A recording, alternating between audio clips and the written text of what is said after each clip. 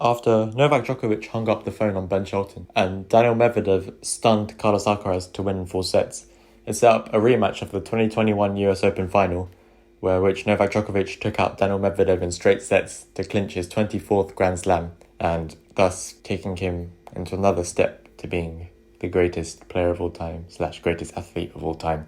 And the scoreline was quite deceptive because that final was a lot closer than it was. So let's break down the final as well as the tournament as a whole and see how it all panned out. And before we continue with the video, 99% of you guys are not subscribed, so if you enjoy regular tennis content, do me a massive favour and hit that subscribe button. So the main inflection point of the tournament was definitely the semi-final, because Djokovic did his job with his draw, beating all the players he needed to get to the final.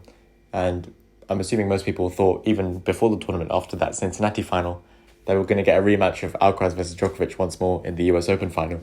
However, Daniel Medvedev played some of the best tennis he's played since that 2021 US Open final, just basically telling Alcaraz he's going to be super consistent, he's going to get to those drop shots and stuff, try and really hug the baseline in the rally, despite starting quite far back, knowing Alcaraz is a little bit less experienced, that doesn't really have the same rally tolerance as a Novak, to try and beat him.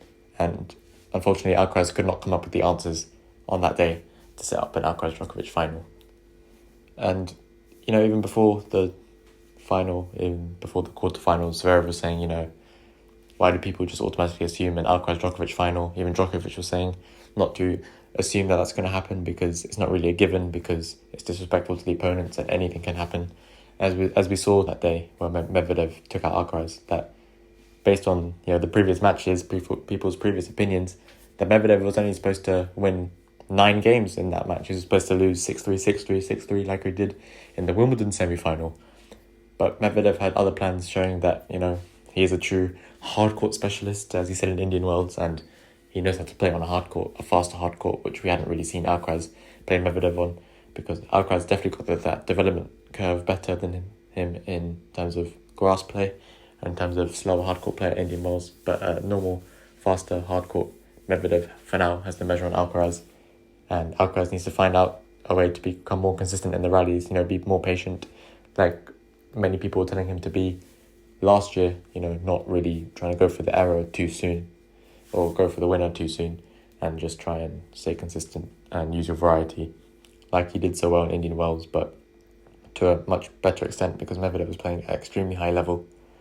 And then unfortunately, he could not replicate that in the final against Novak. Djokovic straight sets, similar scoreline to what he did to Ben Shelton, 1 tie break and 2 other sets with 1 break in them. And Medvedev even said himself that he wasn't able to replicate the level that he had done in the semi-final against Novak. But nevertheless, it was still a very high-quality match. Lots of long rallies. Novak fell over in one of the rallies. Medvedev fell over in one of the rallies from exhaustion, from trying to get to every ball, to make all their shots punchy, extremely well-rounded tennis players, athletes, just going blow to blow in that US Open final with Novak coming out on top. Especially once you felt like Novak won that tie-break after being down a mini-break early on in the tie-break, that it wasn't to be for Medvedev today. He wasn't going to be able to replicate that sublime tennis, despite the fact that he's been playing much better in 2023 after that awful 2022 year post-Australian Open final.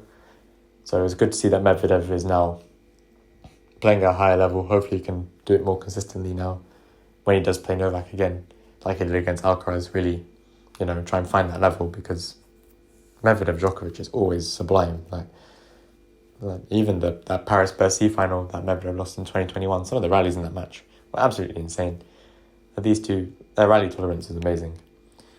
Now, just to finish off on Novak. Novak is got to be the greatest player of all time now.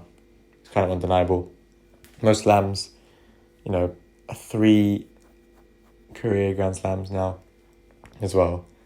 He held all 4 Grand Slams at one point, post Roland Garros 2016. It's just crazy how well-rounded he still is at 36. And it's quite funny that even people were pointing out that jacket that he wore was definitely supposed to be for Wimbledon because the font was green and everything, but at least got to use it today. Unfortunately, he didn't get to play Alcaraz. I would love to see another Alcaraz-Djokovic match, but we'll definitely get it some point soon. Maybe Australian Open. You never know. Or maybe one of these other finals, Nito ATP finals. Depends on how the matchups play out. Hopefully we do get to see it though. So yeah, Novak just showing how good he is, the warrior that's within him that he's able to bring out in these big matches is truly remarkable. So that was my thoughts on the US Open as well as the final. Thank you so much for watching and listening. Don't forget to subscribe. Take care and peace.